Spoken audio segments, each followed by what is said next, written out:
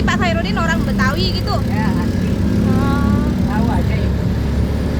Iya, soalnya kemarin itu naik Gojek kan ke sini juga. Terus dia bilang kalau orang Tanah Abang itu, yang di Tanah Abang kebanyakan Betawi.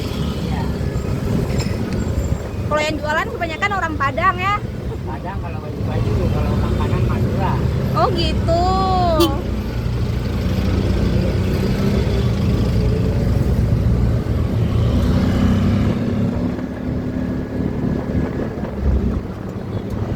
Ini Aceh.